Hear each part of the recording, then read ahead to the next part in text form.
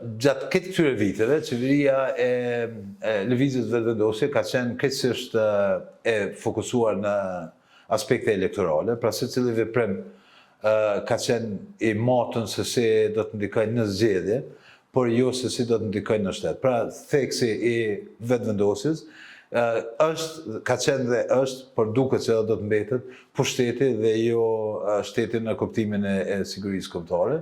Në siguri nuk duhet të emocionohet askush, kur emocionohet pushteti në siguri, i dëmton institucionet të sigurisë, gjë që edhe ka ndodhur. Ne e kemi pa që gjatë kësaj periudhe edhe në raport me ushtrinë e Kosovës, ushtarët e Kosovës për disa ditë rresh kanë mbetë pa bukë.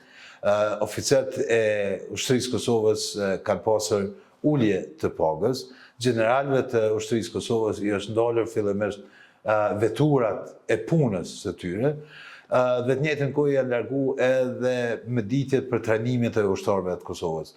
Mos flasim për mungesë të sigurimeve shëndetësore dhe mungesë të rritjes së kushteve të punës, mungesë të investimit në rezervistët, të cilët është një prej fushave jashtëzakonisht të rëndësishme për ushtrinë. Pra po flasim për një çështje krejtësisht eksperimentale, emocionale, dhe në momentin kur në raport me sigurinë ka çështje emocionale, ajo absolutisht është destinuar me i dëmtu institucionet të sigurisë, por edhe sigurinë kombëtare të Kosovës.